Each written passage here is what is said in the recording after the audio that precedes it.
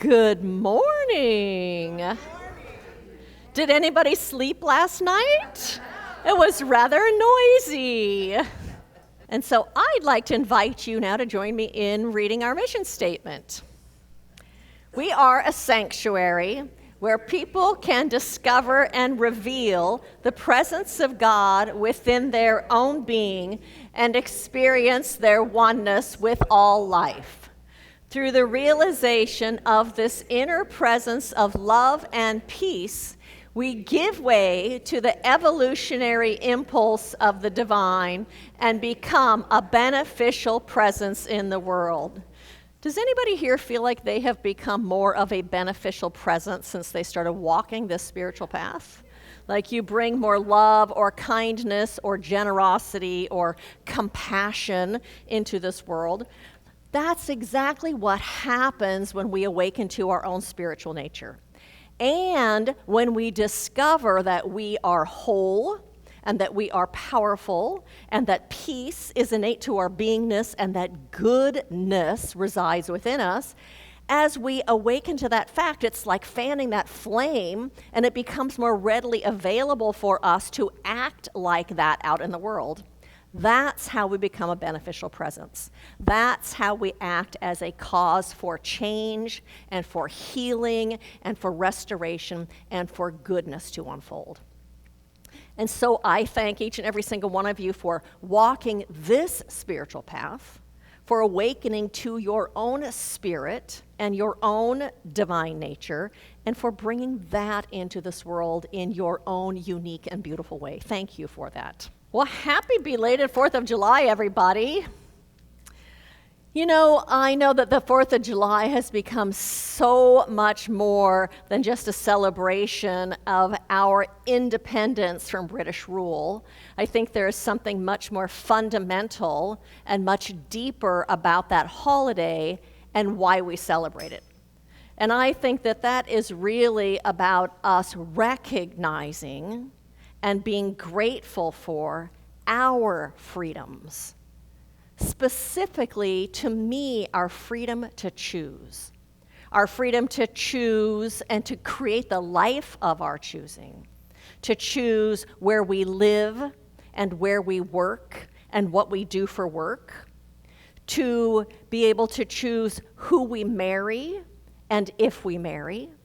To decide if we're going to have kids and how many kids we want to have, who we vote for, what we wear, what we say, what we do. I think it's a holiday to celebrate all of those freedoms that I know every single one of us holds so dear.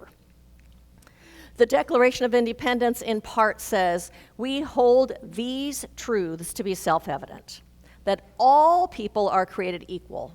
We are endowed by our Creator with the right to life, liberty, and the pursuit of happiness. And that liberty means freedom. And so what freedom is actually one of the principles that Living Beyond Limits and Centers for Spiritual Living stands on. It's one of the foundational principles. And it says that freedom is the birthright of every individual, that we are free to choose and to create our life experience. That's something we stand on. Ernest Holmes tells us in the Science of Mind textbook, anything that will enable us to express greater life, greater happiness, greater power, so long as it does not harm anyone, must be the will of the divine for us. We are free to choose, and the divine supports us in choosing and creating the life of our choice as long as it doesn't harm anyone. So we believe that we live in an abundant universe. We believe that we live in a universe that is filled with infinite potentiality and with boundless good. And that the very nature of life, capital L life, the life that we're living, the very nature of life is to express and to pour itself forth in its fullness. There are no hindrances or blockages or delays in spirit. Its nature's just to unfold wherever there is an opening for it. Ernest Holmes also said, "We are surrounded by a spirit of living intelligence and eternal givingness, love, goodness, power, that wishes to express itself through us. There is a divine urge within, ever pushing us forward to the goal. We can experience only what we really believe and act upon." So that's what I just said. The Spirit is pouring forth. Our openness and belief allows it to express itself through us. Actually, I'd like to back up just a little tiny bit. So what I'd like you to do today to start the service is to think about the particular things, the freedoms that you have in your life because you live in this country for which you are grateful. And so all of us, we all want the freedom to create the lives of our choosing, to do what we want to do. And while things in our country may not be perfect, things might feel stressful because there is indeed inequality in this country. There are injustices. There are people who have had their rights taken away. Those things feel distressing to us, as they should feel distressing to us, because freedom is a core value that we hold. It's really important to us. So we want freedom for ourselves, but we also want freedom for other people. We want freedom for everyone in this country. We also really want freedom for everyone in every country. We want everyone to have freedom. That desire is primary to our own beingness to want freedom.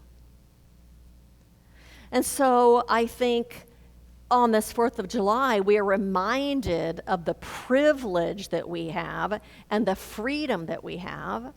And I also think that we are reminded that with freedom and with privilege comes responsibility. And so all people deserve that freedom to choose. Nelson Mandela said, "For to be free is not merely to cast off one's chains, but to live in a way that respects and enhances the freedoms of others." As spiritual beings, we want others to have the same freedoms we have. We want also to be able to have a positive impact on the world. We want to be able to make a difference. It's a spiritual call for us to do that. And so the title of this message today is The Spirit of Freedom.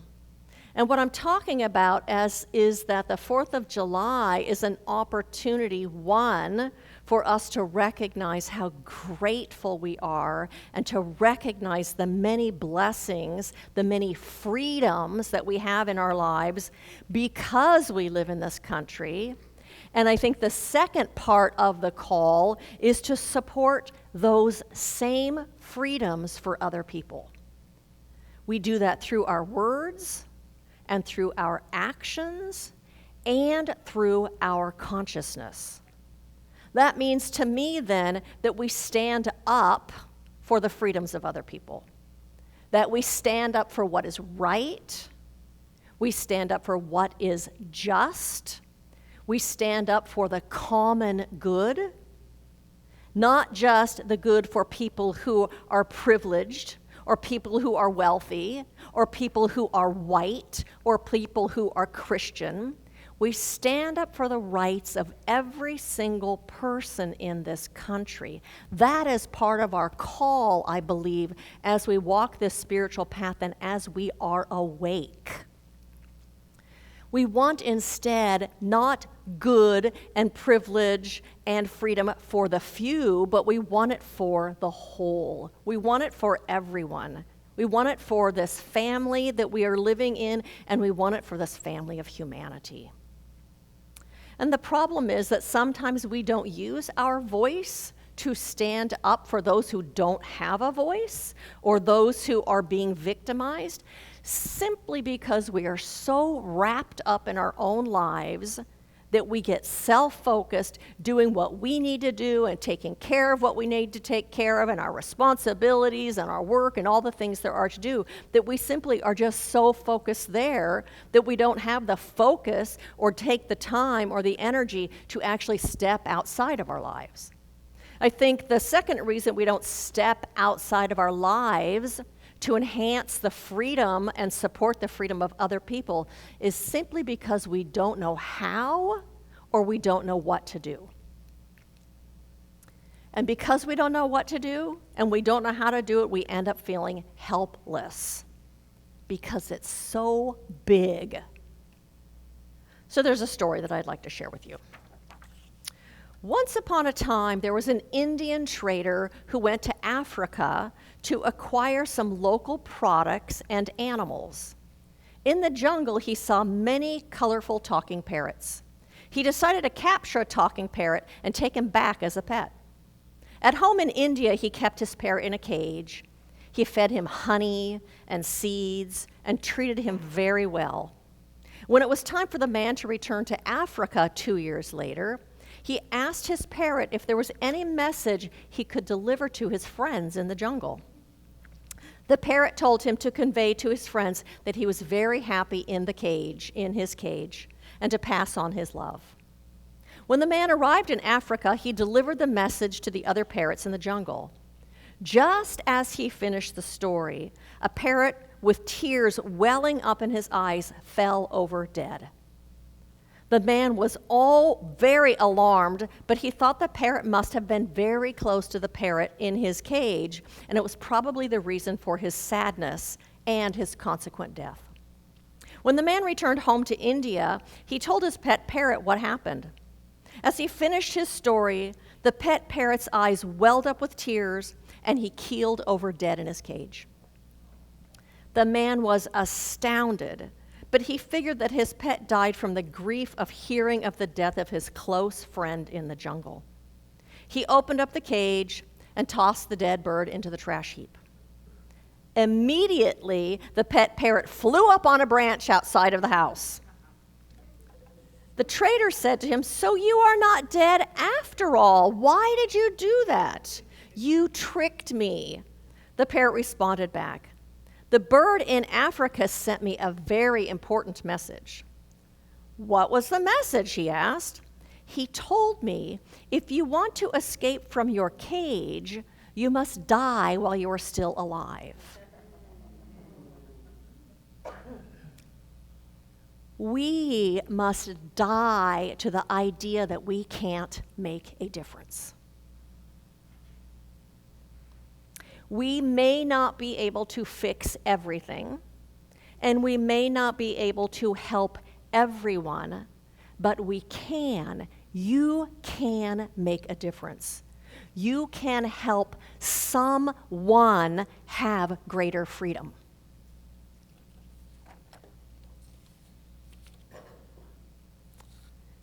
Dr. David Schwartz says, "Believing there is a solution paves the way to the solution."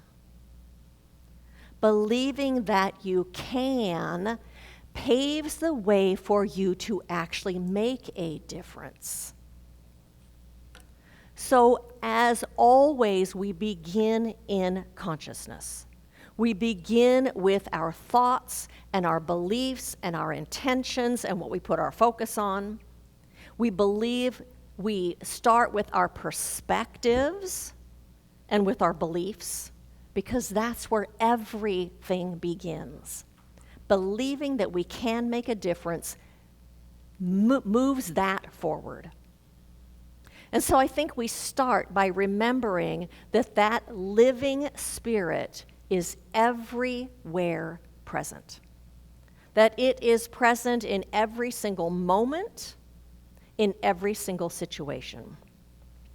Not some of spirit is present, but the allness of Spirit is present in every moment and in every situation.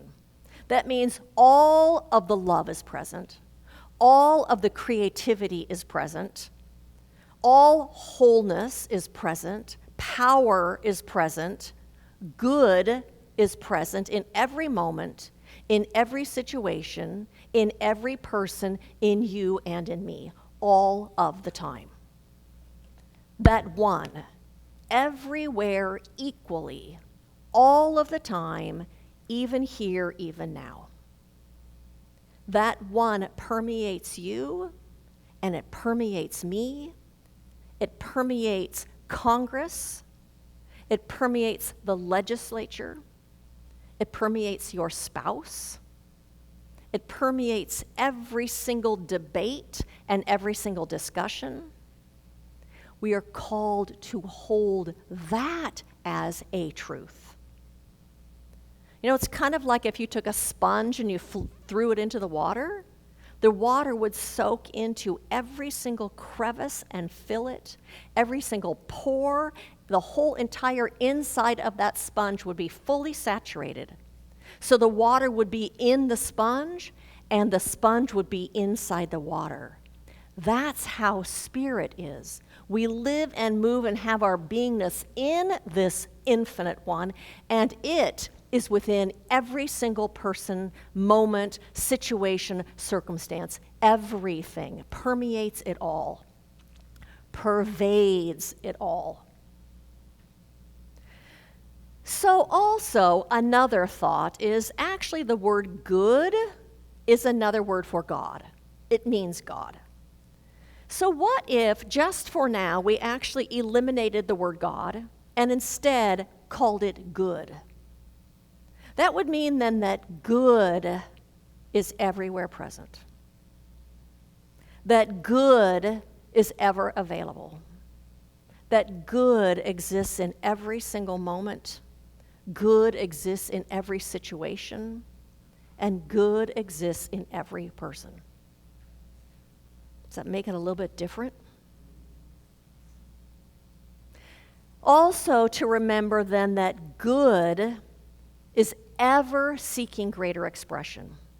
And it is ever seeking greater expression so that it may fully and wholly and completely express itself. So it's always there seeking to unfold as the greater. And so I'd like you to repeat after me. Good is ever present. Good is ever present. Good is ever available. Good is in every moment. Good is in every moment. There is good in every situation. There is good in every situation. And there is good in every person. There is good in every person. So we are called to recognize that truth and to hold that truth in our consciousness as we're paying attention to all the things in the world that we don't agree with, to hold that as still being true even in the midst of the things we don't like. To continue to hold that, and that it is ever seeking fuller expression, hold that as the truth. Doing that is doing a prayer for our country. You know, we're always praying because whatever we're thinking and believing and focusing on is always going out into that law of the universe and creating more and more of that. So we're always living a prayer. So holding that, knowing that good is present, is holding a prayer for this country also. And when you see something that you don't like in the world, you can see that as a prayer request to actually remember that good is already present there and that good is seeking to express itself more fully and ever more fully and ever more fully. Hold a space for that in your consciousness so that you are creating an avenue so that good may come into form more easily. Ernest Holmes talked about when we do affirmative prayer. And he says when you're doing affirmative prayer, you do it until you have an inner sense of unity with good. He says, what is standing all around us is the combination of our own thinking and the collective unconsciousness of others.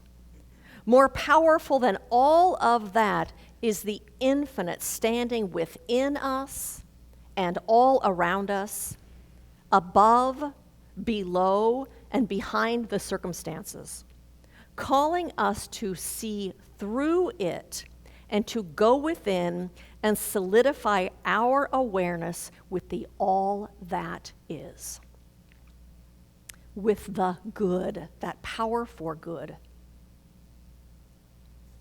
So we get grounded in truth, knowing that, and we speak our word, we say our prayers out loud, speaking that truth. And then we go out and support with our words and our actions and our money and our energy. We support the freedoms that are so important to us for other people on this 4th of July. Because remember, it's freedom and responsibility. Always with freedom comes responsibility. And so that might look like I am really, really grateful for the freedom to have an education. So that might look like then I go out and support a young woman to get an education that wouldn't otherwise be able to have one. Or maybe you are so grateful for the right to vote. So that might look like advocating for voting rights legislation. Or it might look like driving someone to the polls so that they can vote. Or support an organization that supports legislation about voting rights. Or maybe it means you go out and register people to vote. If you're grateful for the option and the freedom to choose whatever it is that you want to think, maybe that means then that you actually sit down and have discussions with people with a desire and an openness to understand what they think and what they believe, and then sharing what you think and what you believe so that we can all actually understand each other and find our common ground. Or maybe you are grateful for the fact that you can and do have a voice, that you can stand up for what you believe. So maybe that means you're actually invited to do that, to actually use your voice in a way that you haven't been using it.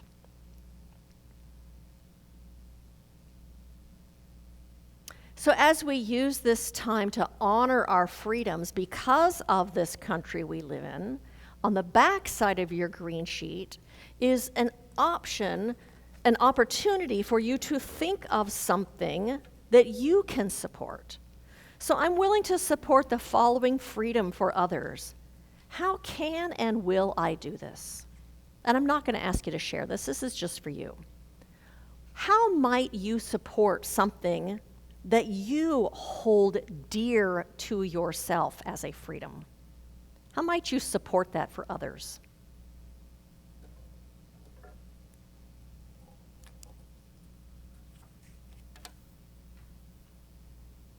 So my invitation to you as we wrap up our celebration of the 4th of July is to recognize and to celebrate and to be grateful for the many freedoms that you have in your life.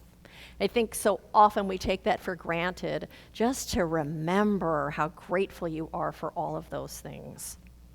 And to remember also that with our freedoms comes responsibility. And that part of that responsibility is to make sure that everyone in our country gets to enjoy the same freedoms we get to enjoy.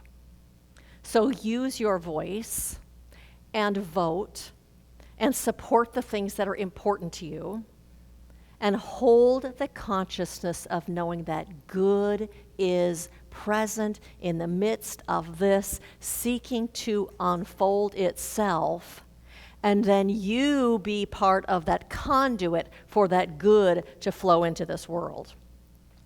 As you do that, you will be being the change you wish to see.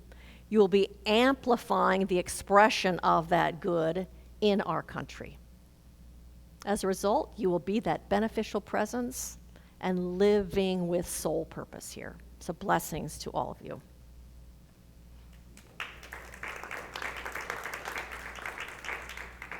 And so I invite you to join me in consciousness as we turn our attention from this world of effect and we turn our attention to spirit, to that one infinite presence that is everywhere present in its fullness.